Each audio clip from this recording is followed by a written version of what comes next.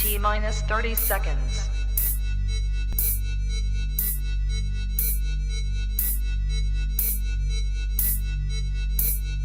T minus 20 seconds.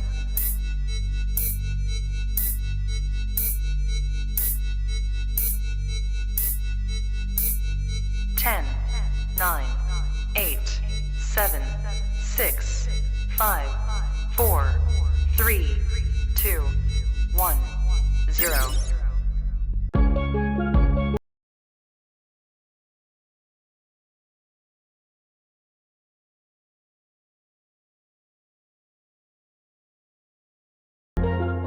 Isn't it good to know that no matter where you are, you're covered? Covered by a company owned by Vincentions that understands your unique insurance needs. At Metrosint General Insurance Company, we've invested 50 years of service to guarantee that you have the peace of mind that you deserve. When it comes to motor vehicle, property, employer's liability, business insurance, and much more, we've got you covered. Our professional and friendly staff understands your needs and ensures you understand your options. Metrosint General Insurance Company.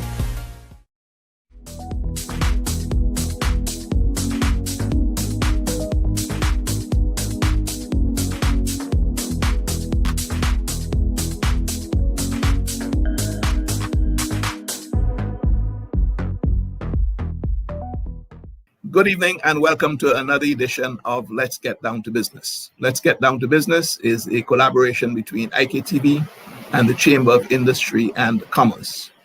This evening on my program, I have two special guests, two distinguished gentlemen, Mr. Simon Davenport and Dr. Patrick Antoine. We're going to be discussing the matter of the class action suit against the government of Trinidad and Tobago in relation to the BICO matter. Mr. Davenport, I'm gonna kick off with you. Tell me a bit about yourself and tell me what's your role and how you've gotten involved in this whole BICO matter. Tony, thank you very much indeed. I suppose a bit about myself and a bit about where I come from. I'm a barrister, practicing from England. Do a lot of international cases. I've done a lot of cases in the Caribbean, right across the Caribbean. A lot of cases in the Privy Council, a lot of commercial fraud cases, and arbitrations in relation to interests in and around the region, as well as elsewhere in the world. I've got the privilege of being the current joint head of chambers. There are two of us in 3 Hare Court chambers in Temple in London. And that chambers has got the longest association with the Caribbean of any set of chambers in Britain, and we have represented countless cases throughout the Caribbean, and in particular into the Privy Council for both appellants and respondents, governments and various institutions and individuals and companies, really every type of interest. And we do a lot of commercial work, commercial fraud work, arbitration work, as well as constitutional and judicial review cases. So it's my absolute honor to have been invited by Dr. Antoine about 3 years ago to help build and support his team. At least I was in charge of building the UK end. And I have worked together with him to try and achieve the best way of getting social economic justice for the enormous number of people who are touched and affected by this very important claim that is being brought at the moment in the CCJ. That's the Caribbean Court of Justice, of course. And I'm leading, a whole group of lawyers from both the Caribbean and the UK. I'm the lead attorney. And from the UK, I'm leading Rob Strang, very senior junior, and Professor Matthew Happold, both of my chambers. Professor Matthew Happold is an investment treaty lawyer at the University of Luxembourg, a very brilliant man. And then in the Caribbean, we have very illustrious names. Dr. Kenny Anthony, of course, who is one of the most critical parts of the team. Mr. Gregory Pantin from Hamel Smith and Miguel Vasquez are part of this, but by no means the only parts of the lawyers who've built this case up. So that's really the team. Then you might want to know what's the case about, but maybe we'll hear from Dr. Antoine first. Yeah, let's get Dr. Antoine in. Dr. Antoine, I am familiar with you, of course. I know you with several different hats. I know you've been toiling in the vineyard of private sector development in the region. I believe you are now the chief architect of the Caribbean Private Sector Organization, which is in its infancy, but we've been dealing on that matter. I know that when you say economies of the Caribbean, then the name Dr. Antoine becomes attached, certainly over the last 3 decades or so. Why has Dr. Antoine gone off in this direction, if you permit me to say gone off in that direction? What's the driving force here behind Backall? Tell me, what is Backall and how are you involved? Thank you very, very much, Mr. Regisford, and good morning to all the wonderful people who are listening to you, both in the OECS and in the diaspora. I have become involved in this matter before Backall for the reason that I'm myself a policyholder, and I have myself suffered tremendous loss from this debacle, which emerged from the collapse of the CLF empire in 2009. I've also become involved in it because though I may not have been a policyholder, and I was, because so many people with whom I'm connected in one way or another have suffered tremendous loss. Friends of my parents who have retired and put all of their retirement, monies in the instruments that have been impacted by the collapse. So many good friends and colleagues of mine, including a colleague of mine who has since taken his life, having lost everything in an instrument from BICO, British American Investment Company, Insurance Company Limited. So I've really been involved because I think at the bottom line is that I'm an OECS man. I've been trained and I've had the benefit of being nurtured by the OECS civilization, and the OECS civilization is at 2009 and still continues to be so severely impacted by this fallout. So we formed Backall, having discussed and sort of hemmed and hawed about the pluses and minuses of private party action, and I myself would have instructed lawyers on my behalf in Trinidad and Tobago as an individual, which did not get me very far. We had judicial managers' orders being put in place in Trinidad and Tobago and also in the Eastern Caribbean. And at that juncture, many of us decided it was better for us to come together and form the British American and CLECO Insurance Policyholders Group. And that is what Backall is, British American CLECO Insurance Policyholders Group, which was formed in Grenada, registered in October 2015, and subsequently we recognized that there was common cause. The CLECO BICO debacle, as you call it, it took place in 2009. Exactly what happened? Who lost? What sort of instruments are we talking about that did not deliver on its promise? And how did people get into that situation in the first place? So I'm just going to throw this out. I don't know which of you gentlemen want to, provide the answer for that. But I'm just trying to roll back to 2009 when the whole thing crashed. Clearly, people were investing, buying these instruments before, and the bottom fell out. Who are the affected people, and what sort of instruments are we talking about? So I'm going to let Simon take that one. Yeah. Okay. Yeah, I'm happy to give you a snapshot of part of the facts which are at the center of this. I mean, everybody in the Caribbean, sadly, is well familiar with the collapse of the conglomerate CLF and the insurance subsidiaries, CLECO and British American. And those effects, of course, were widespread right across the Caribbean.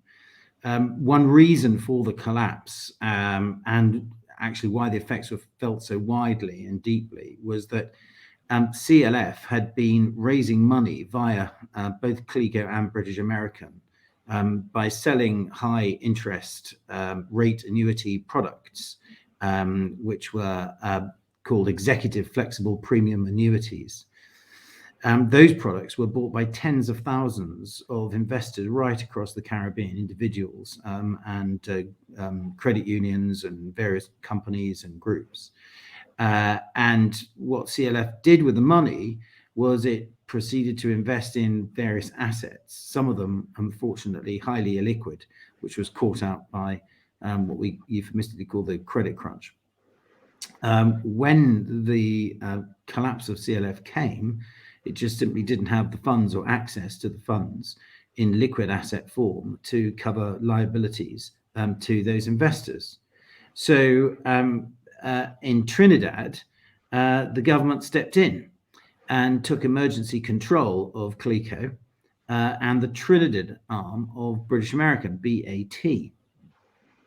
Now, a really important point to get across, Tony, is that British American had two arms. One was the Trinidadian arm, or Trinidad and Tobago arm, and we call that British American Trinidad, BAT. And then there was the regional arm, BICO, or British American. So British American sold to Trinidad and Tobago customers in the name of BAT, and to other Caribbean customers in the name of British American or BICO. So in a nutshell, TNT, the government in Trinidad and Tobago, rescued certain insurance and financial subsidiaries, but did not rescue BA International, BICO. It actually, and not only didn't rescue them, it excluded those policyholders from that rescue package. So this is the crux of your case. I mean, I'm jumping. It diverted, yes. Unfortunately, it made it worse because it diverted CLF assets. It privileged one group of people over everybody else. So it diverted CLF assets to cover the liabilities of CLECO and British American Trinidad, and just left everybody else in the cold. That's the case. That's the crux of it. Dr. Antoine, I think that you're going at the British American part of the claims. I understand very well that the CLECO people are not part of this, at least not now. But back in 2009, at that global credit crunch, global economic collapse, rather, compounded by the collapse of CLF.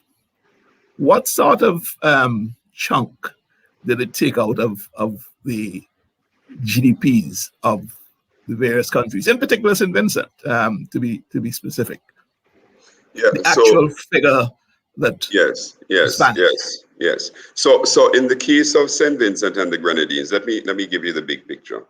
Mm-hmm. So we're talking just on the part of BICO. We're talking about liabilities, if you wish, investments, mm-hmm. In terms of principal sums, not interest, just principal sums that policyholders would have invested in the annuity instruments. We're talking about a figure that's just shy of about $1 billion, just over 900 and something million Eastern Caribbean dollars.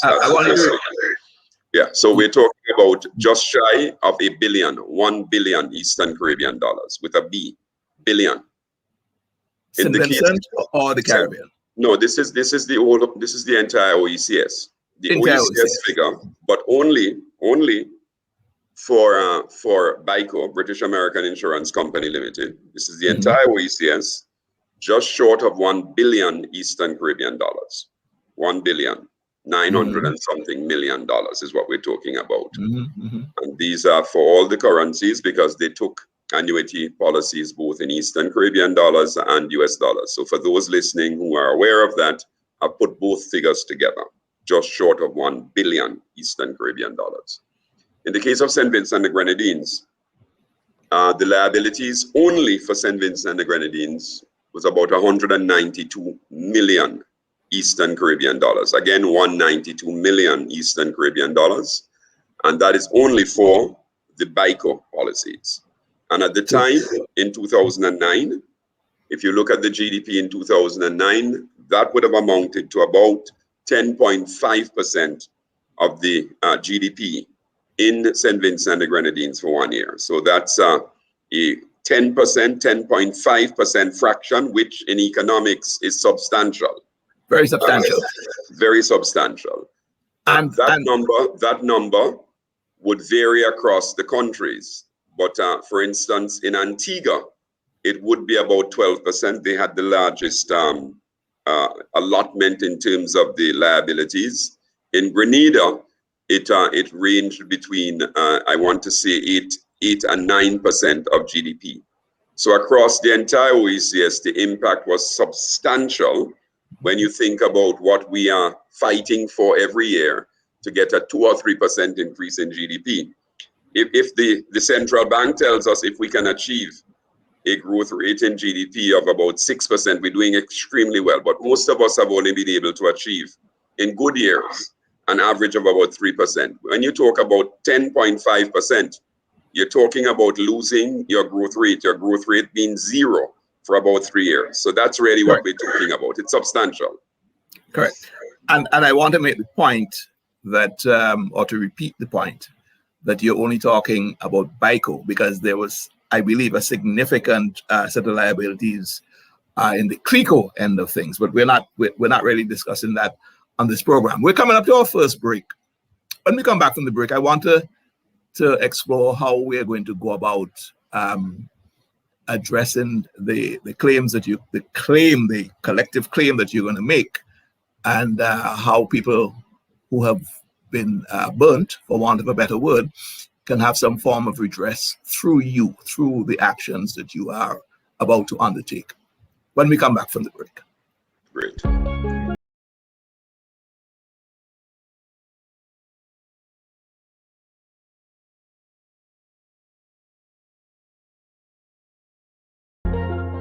Isn't it good to know that no matter where you are, you're covered by a company owned by Vincentions that understands your unique insurance needs? At Metrosint General Insurance Company, we've invested 50 years of service to guarantee that you have the peace of mind that you deserve. When it comes to motor vehicle, property, employer's liability, business insurance, and much more, we've got you covered. Our professional and friendly staff understands your needs and ensures you understand your options. Metrosint General Insurance Company.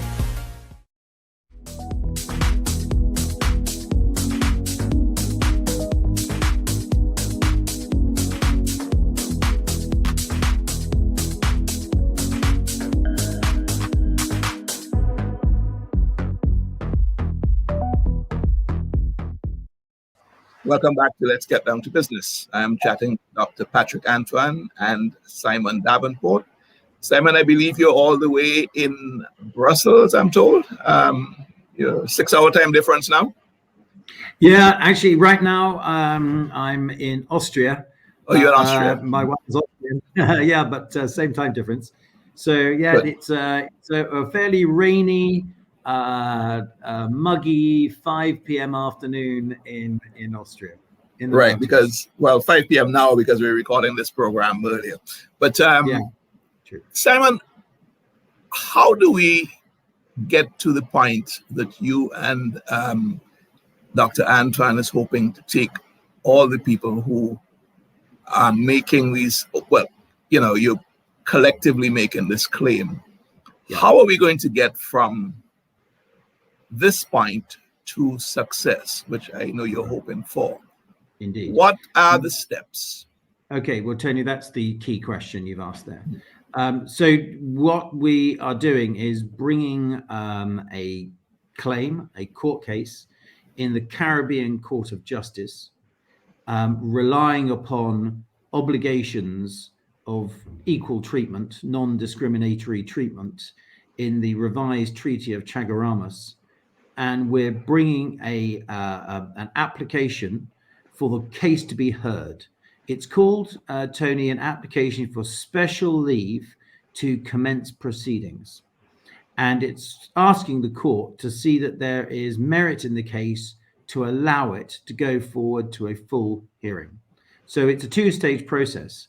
It's happening, if you don't mind me saying, for international court standards in a pretty quick way. The CCJ is a court that moves pretty quickly. Has the huge advantage of having no appeals from it. So it's one hearing or one set of proceedings. It doesn't get tied up endlessly in appeals and going off to the Privy Council. There's no room for that.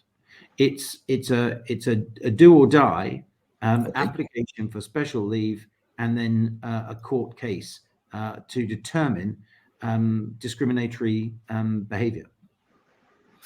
How, as a policyholder, how do I get to be part of this redress action, Dr. Antoine? How, I want to get justice, and I want to join your group to see if that's going to be successful. Yes, so we, first of all, we have two small contributions that policyholders need to make to become part of what is in fact a private party action before the CCJ. And we repeat that because we held our hands believing earlier that the government in the multilateral discussions among states would have found a resolution. And of course, that didn't materialize. And this is why we're here. So we make the point so that our policyholders are clear that this is only a private party action and it has nothing to do with government or government finances. And the first thing you do is you make a contribution of 150 Eastern Caribbean dollars just to become a member of BACOL, which is to join with the rest of us. So for instance, as the president, I myself would have made that contribution. And the second contribution is that depending on the value or quantum of your policy, your annuity policy, which is the amount that you would have invested with the agent, there is a second contribution, which is to defray the administrative cost. It's not the cost to the lawyers like Simon, it's just the administrative cost of preparing the material and getting the lawyers to travel, as we've done on 2 occasions across the region, to huddle, to prepare the case, to finance research, courier costs. And I'm being pedantic because I want colleagues to understand that these are costs that need to be met because they do add up. We've been at this for about 7.5 years in total. And, we've had people go and sit to do legal research at the Geneva Graduate Institute of Law. We had to pay for tickets for them to get there. And, if we didn't do that, we wouldn't be here now. So your contribution, if you have a $200,000 investment policy in Eastern Caribbean dollars, you would only pay $1,200 in terms of your contribution to the administrative cost. So it's extremely reasonable. And that's the sum of it. Now, the way that Simon and others are paid is important for colleagues to know, and we're very open about this. We couldn't afford the quality legal advice that we had. In fact, I will tell you that we got absolutely no takers at the beginning of this campaign. And we're very happy after developing the case to have had Simon agree to take this on board with a team of attorneys, and they get paid 20% on the back end only if we are successful. So if we're not successful, they're not paid for all of the legal work they've done, literally thousands of hours and 3.5 years of work in the case of Simon and his team. They get absolutely nothing, which of course speaks from our perspective as the executive of BACOL to the strength that they must believe we have in this matter. to have invested such just valuable time in it that we could not otherwise have paid for upfront. So that's really all there is to it. And for those who cannot afford at this time for one reason or another, and this particularly arose from the circumstances earlier in Dominica with the hurricane, and of course more recently with the volcano in St. Vincent and the Grenadines. But for any reason, the elderly people who have used all of their investments and now are essentially struggling month to month, and for whom unexpected expenses even of $100 is a lot. We've created a special facility which is no risk financing, wherefore the amount that I would have quoted, and this amount, let me repeat, is going to vary. If you have a smaller policy, it's going to be much less. If you have a larger policy, it's going to be a little more. But this amount I've spoken about, which is a contribution to the administrative expenses, you can finance that. What do I mean by that? Well, you can borrow the amount, this $1,200 that I use as an example. It was only an example for the $200,000 policy. You can borrow that $1,200 from an entity that we got to agree to do this out of Grenada, MiFi, and they will take 1% if you are successful, but you don't have to pay anything. You don't have to pay any principal or interest. All you do is you borrow that from them and they absorb all the risk. And you don't have any payment to them when the case is settled. If we are successful, by the grace of God, I think we will be, and we can speak that way as policyholders. That's very different to the line Simon has to follow based on his own legal precepts. But as policyholders, we feel very strongly that there's a God of justice that does not sleep. So when we are successful, they will take 1%, only 1% from whatever your total contributions back. Let us just say the fees that the court awards back to us in terms of your investments. They will get 1% of that. In the meantime, you have nothing to pay. And if we're not successful, dear God, then you have nothing to pay. So it's a foolproof way of making sure that for persons who are vulnerable, for persons who fallen on hard times, for persons who, for one reason or another, are just not able to come up with this contributions to the administrative costs, you can still participate in the march by policyholders to the CCJ by essentially joining and benefiting from this facility. Let's look at the roadmap. Well, before I get there, you are depending, I take it, on some form of critical mass. I mean, you can't just have 5 people sign up. It's obviously not going to go forward if only 5 people sign up. So I think obviously you've gone on a drive to the more the merrier. But what's your critical mass really? What's your minimum sort of take up that will allow you to go forward, meeting your administrative costs and, covering the financial requirements, that would meet the expenses to drive this thing forward? What's your minimum? Thanks a lot. Well, interesting question. The way we've looked at this matter is really, what would we want to appear before the court with in terms of having, just as you said, this critical mass scale? And there are just over $800 million worth of investment funds out there that have not been reimbursed, compensated back to the policyholders who would have made them in the first instance. So out of this amount, I would have quoted for you earlier, of just short of $1 billion, 900 and something million Eastern Caribbean dollars. What remains outstanding is over 800 million Eastern Caribbean dollars. And what we've targeted is we would really love to have 80 to 85% of that, under our belt. We are practical, and right now our first target is pitching at about $500 million, and we are fast advancing to that target. And then, of course, we're going to set another target when it comes close to us, as it were, closing the opportunity for policyholders to participate with us, because it has to close at some stage. But we are closing in very rapidly on that amount. And in terms of the numbers of policyholders, it's difficult to tell. Let me tell you why, but then I will give you a number. It's difficult because you, Tony, can have, for instance, you can have 3 or 4 policies. So it's you alone, but you may have a policy for each of your children. You may have a policy for someone else that is important to you, for your employees, etc. So in terms of persons, by looking at the number of policies which we have, in terms of the numbers of policies, for confidentiality reasons that Simon would have raised earlier, we don't know who the person is until they come to us, and they have to self-declare, because we don't have the names to protect the confidentiality of persons who, for one reason or another, may choose that they just can't be bothered, or they don't want this information disclosed about them. And we have had 1 or 2 cases of those.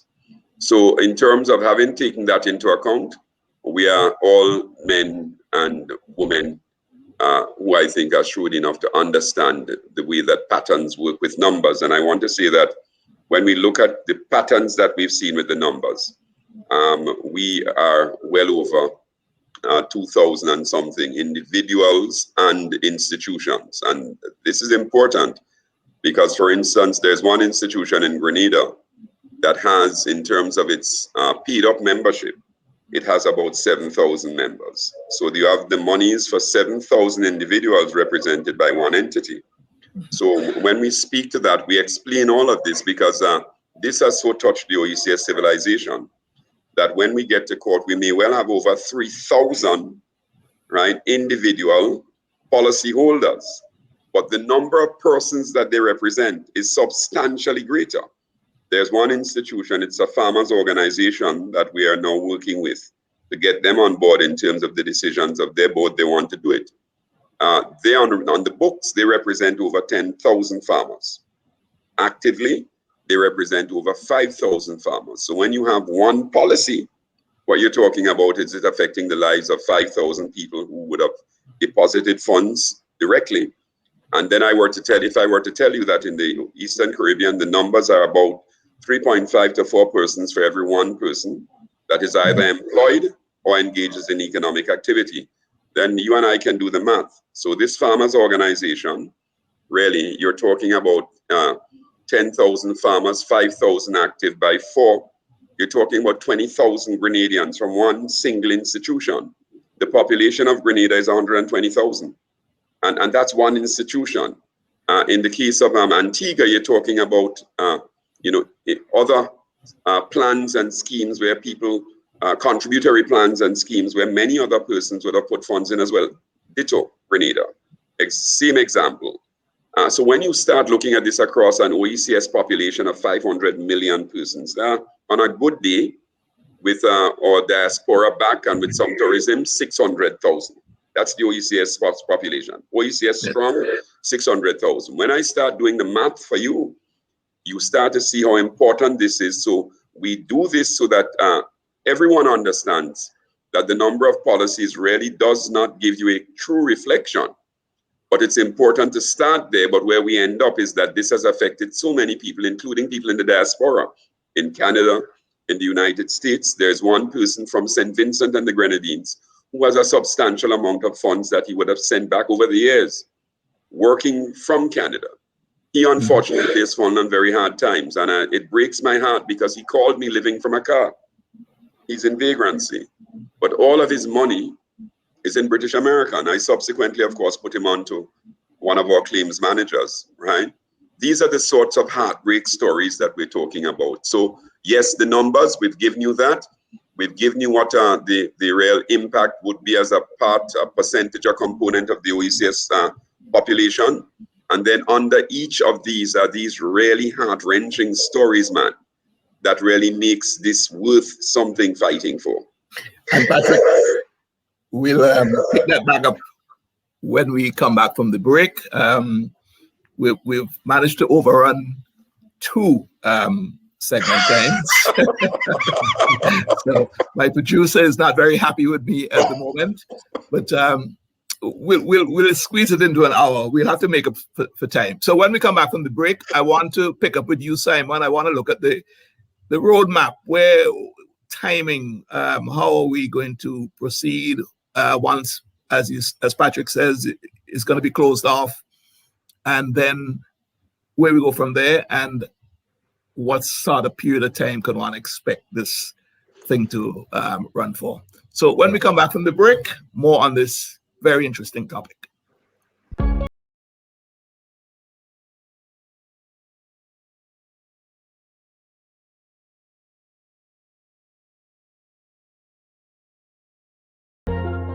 Isn't it good to know that no matter where you are, you're covered? Covered by a company owned by Vincentions that understands your unique insurance needs.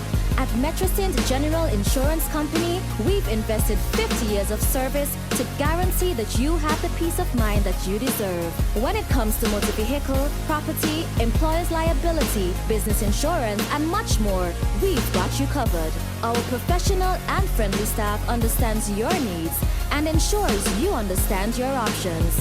Metrosint General Insurance Company.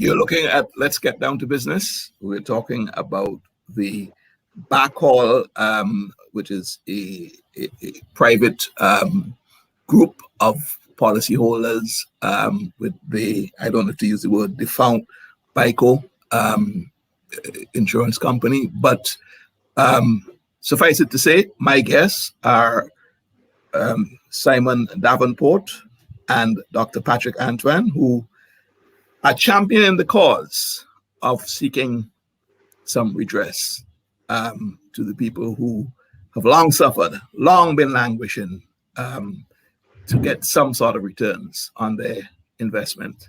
Now, Patrick, when we went out to the break, you were talking about all the hard stories, the heart-wrenching stories across the OECS. I personally, I know people who worked in a company that I worked for. We were all, we took, some of us were made redundant, some of us took voluntary redundancy. Point is, a lot of that money went into that same scheme, if you want to call it that. And sadly, some of these people have passed on. And yes. I want to tell you that their passing on was hastened by the financial crisis that they found themselves in. So it really is a sad story. And at the end of the day, there needs to be some sort of positive outcome. So Simon, what's the roadmap here? Where we in terms of a timeline? When everything is closed off from Patrick's end, when accepting no more contributions. Then we proceed with the legal actions. What's the timeline? And what's going to happen along that timeline? Yeah. Okay. Well, I think that again, you've asked absolutely the right question, and I think there are two answers, Tony, which I think your listeners have got to really take on board. The first thing is about the bus, as it were. When does the door of the bus close and no more passengers can come on? Think of it in that way. And then the second thing is, how long is the court case going to take? So let me just tell you this. It's always been the intention of Dr. Antoine, Patrick's group, to leave that door of the bus open as long as is possible. And that really means as long as not we decide, as much as the court will decide, because the court will case manage the door of that bus and decide how long people, can get onto the bus. We're talking about a class claim here, Tony, and a group or a class action is something which the court will generally allow to be managed to achieve the widest form of justice for the widest number of people. But it is critical that your listeners and their friends realize that the quickest that they move, the best, because there will come a point in time beyond our management, whereby that bus door might close. And it would be truly tragic for people who have the right and the opportunity through the Bacol Group to seek to get that redress that you've just talked about, that they didn't get around to it, or they felt shy, or they felt embarrassed about financial particulars, because there's no such exposure, and they really should take advantage of the opportunity and seek to join the group. I cannot urge that enough. There's only going to be one bus. There's only going to be one claim, and they've really got to join it. So now, how long is it all going to take? Well, it's going to go quicker than you think. The most important first step is whether we get special leave to commence proceedings, and we truly hope that we will be given special leave to commence proceedings. And that could be as quick as before Christmas. So the court is going to be seized of the matter very shortly. And essentially, the court, we don't know when the court will decide that is enough and that bus door has got to close. So it's really critical that everybody, who wants to, and really I can't imagine anybody who wouldn't want to, joins the action. And if they know of friends, that they would obviously do the right thing and tell their friends that there is this action and these rights. By the way, for people not just alive, but there are lots of estates, thousands of estates have been affected. But that's the estate of somebody who's died, and whether they're in probate or probate's happened, there'll still be a right to join claims. These kept. So after that, God willing, that we get to commence proceedings, I think we're looking at about maybe another 12 months, something of that order, maybe 15 months before we actually get the trial. And then it will be down to the judgment. And it may be that we've got permission to add people to the list as we go along, but there will come a time when that bus door closes. So you mentioned something that was quite interesting. I don't want to lose that point, the fact that, people who have policies but have passed on, there's still an opportunity for the estate to make the claim, so that it's not an entire loss. So that's a very good point that you've cleared up in my mind. It's a question that I wanted to ask as far as that is concerned. And given from the timelines that you were describing there, it looks like 2 years to me, if it all runs according to plan. What's the confidence level?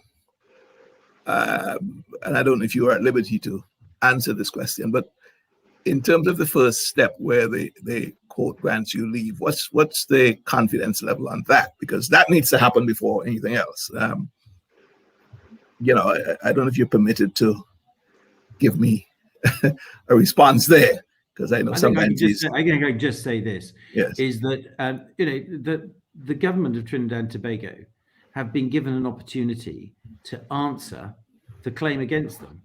There is a process called a letter before action, and we've written to them to point out the most important parts of the case, and they have had an opportunity to answer, but have not answered. Now that's either because they can't answer, or it's because they've chosen not to answer.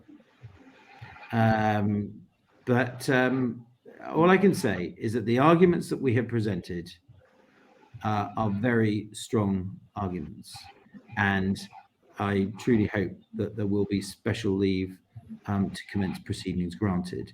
It's a wonderful opportunity, of course, for the court to state its importance in the region.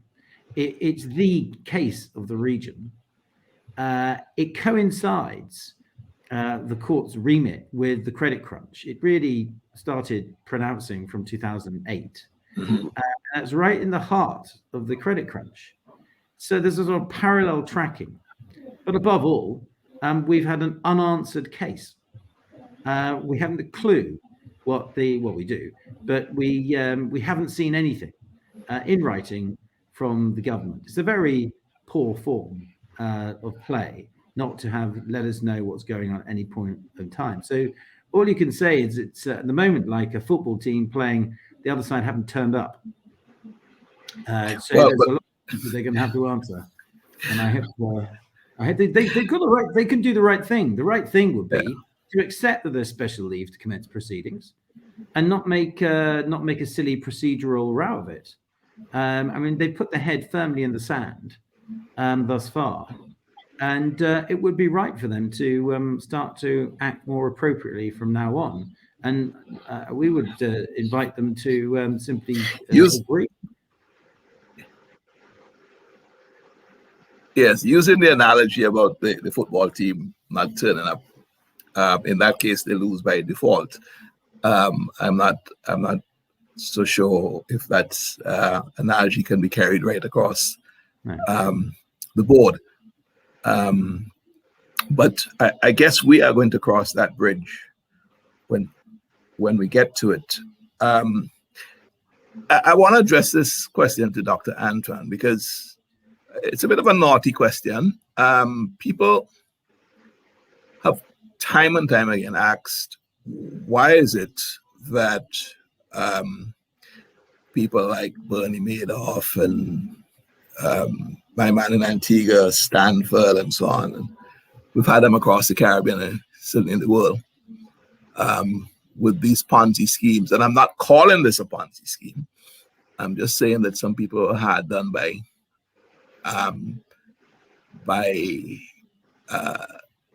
a business that just disappeared. And the owner of that business seems to have no liability at all. I don't know if Dr. Antoine wants to comment on that, because it's a question that's asked, Well, let me just say that the structure of the CLF empire is fairly complex, and the shareholders are not one single entity or individual. But to the extent that the individual that has been identified as most associated with making the key decisions on behalf of the largest single block of shareholders, the Dalco shareholders, Mr. Dupree, that this action that we are taking is quite separate, is the first point I want to make, to what's happening there, which of course is that there was a criminal investigation in Trinidad.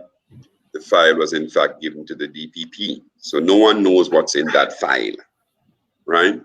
Where our action's concerned, that's quite separate. Okay, it seems as if we've lost Dr. Antoine. Maybe he has internet issues. It's an opportunity, therefore, for us to go to our third break. When we come back, we'll be into the final segment. Hopefully, Dr. Patrick Antoine is back with us.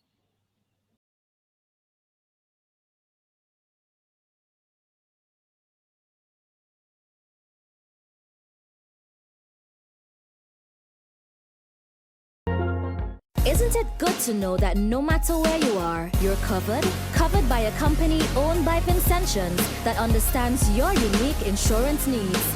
At Metrosint General Insurance Company, we've invested 50 years of service to guarantee that you have the peace of mind that you deserve. When it comes to motor vehicle, property, employer's liability, business insurance, and much more, we've got you covered. Our professional and friendly staff understands your needs and ensures you understand your options. Metrosint General Insurance Company.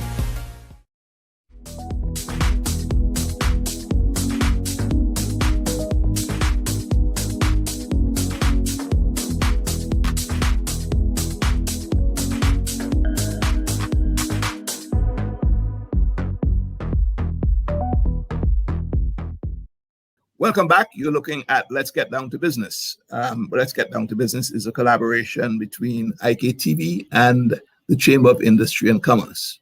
I want to welcome back Dr. Antoine. Dr. Antoine, nice to see your internet has been restored and you're back with us, albeit virtually. And of course, we still have Simon Davenport, who didn't go anywhere. Now, let's just move on because we've only got about 6 minutes in this reduced segment. The case managers, what's their role in the various countries? I don't know which one of you want to take this question. I think this is Patrick. Well, yes, thank you. The case managers are really there to register and to provide guidance to the policyholders who want to register with us and become members of BACOL. Mm-hmm. And what will happen there is that, of course, they'll receive whatever evidence the policyholder has that they are bona fide, which means real and genuine claim holders in the context of having a policy, whatever that is. It doesn't have to be the policy. It might be a receipt, it might be an invoice, it might be a letter, it might be an email. Whatever you have, I think you bring, and the policyholders will, the case managers will assist you. They will also receive the funds so that you can become a member. They're not taking any funds for their own fees at all. All they're doing is really acting as a conduit so that you can properly be onboarded as a member of BACOL. So that's their role, but they'll provide you with guidance because there are all sorts of twists and turns with policies and, who owns it and who has the right and who should sign and all of those things that we've decided it's best to get legal guidance on as case managers. And that's what it is. Excellent.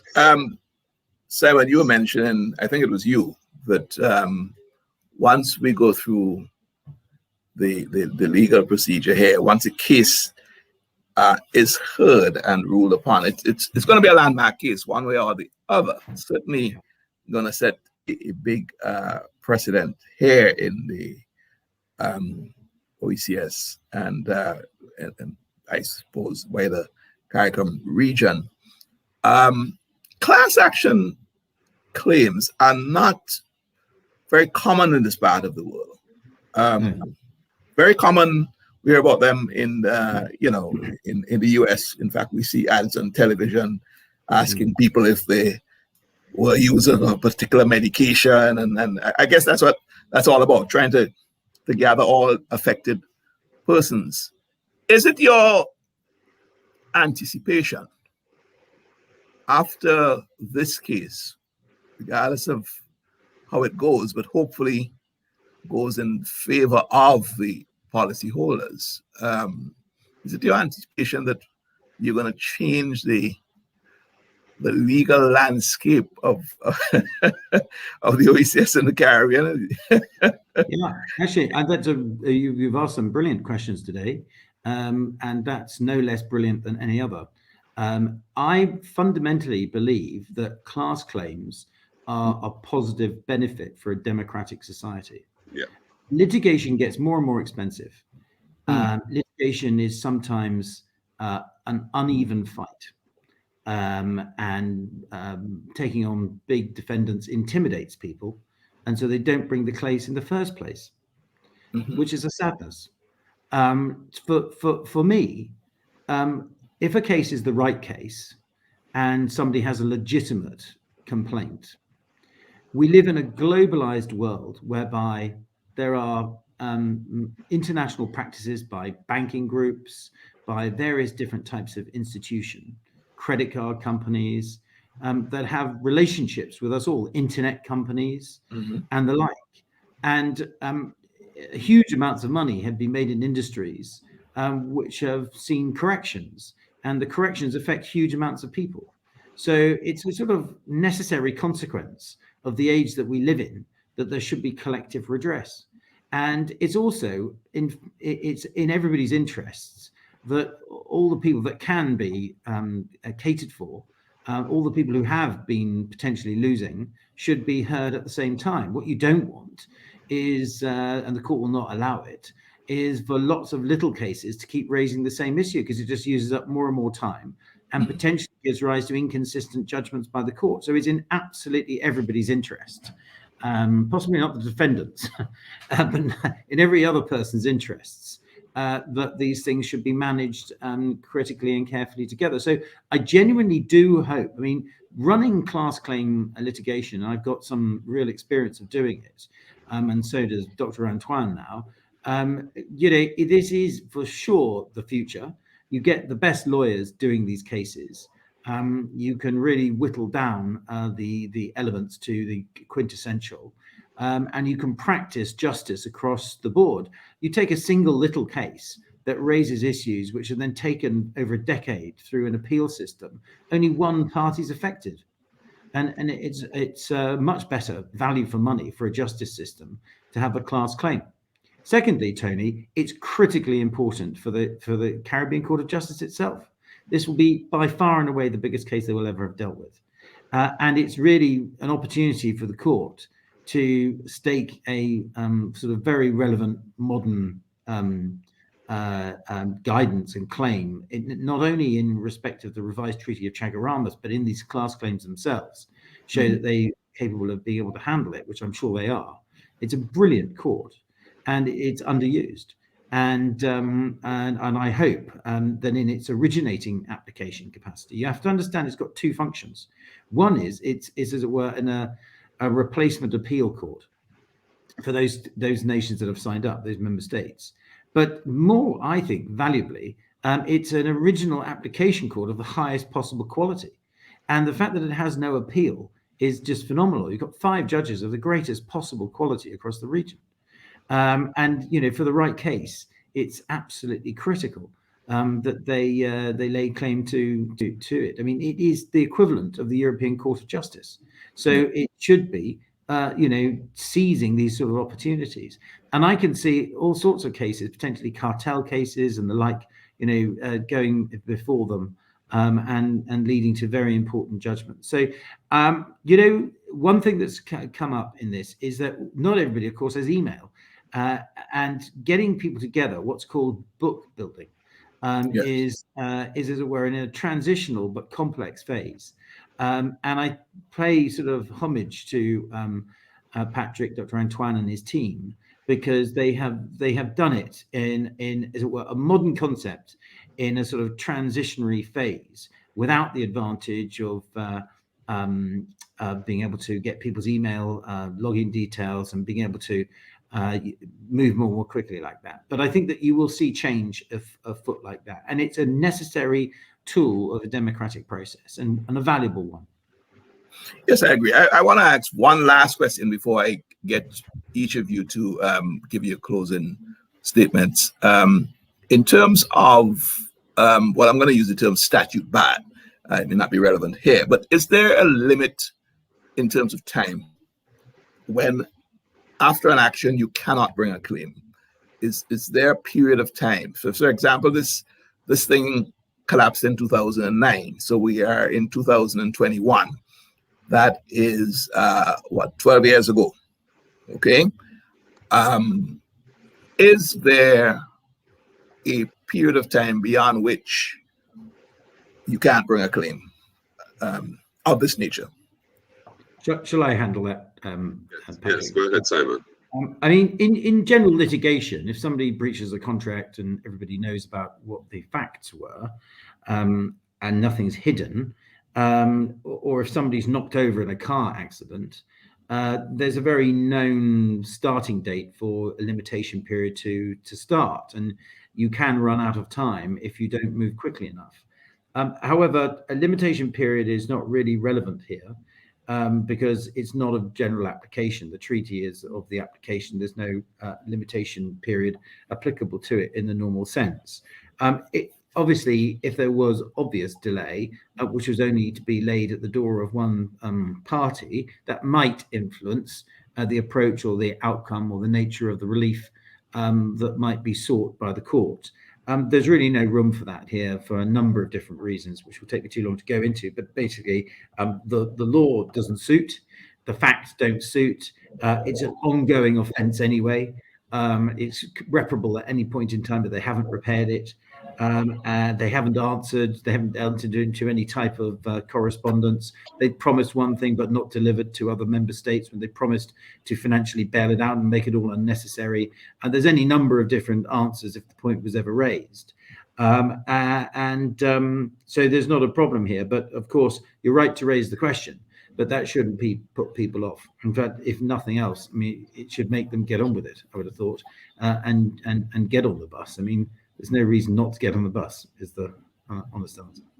Well, with that said, let me go to Dr. Antoine for his closing remarks. We're over the 1 hour allotted to us, but crave the indulgence of the producer and the management of IKTV to give us a special extension. So, Dr. Antoine, your closing remarks. Perhaps take 2 minutes. Thanks for having us. I mean, look, I think policyholders can contact Louise Mitchell and Stephen Huggins and Kay Bacchus-Batiste. Again, Louise Mitchell, Stephen Huggins, and Kay Bacchus-Batiste, and they're really our case managers in St. Vincent and the Grenadines. We want to just thank them for also pooling their own expertise and their own duty of care and sense of social responsibility in working with us on largely the same terms that Simon and the rest of the team have been. And them coming on has made a tremendous difference. I want to also thank Iruna Media for working with us, and they are, of course, representing us across the OECS space. And we've become more than just, contract and service providers. We really have become part of the same team, and there's a sense of social justice that we've all been working towards here. And of course, that just seals and fits so well with the leadership that Simon Davenport has provided to us on this team. We believe that the facts are on our side. We believe that we have the best legal representation that we could muster. We believe that the treaty is on our side. And we believe that history will be kind to us when we look back at this period. So I want to ask all my fellow policyholders, of which I'm one, to join us on this démarche. And we're trying to close this by the end of August, drop dead date first week in September. Do join us. We are on something here to change the way in which we have engaged with our rights by sitting on them for years and letting them slip away. Join us as we, in fact, pursue justice through backhaul.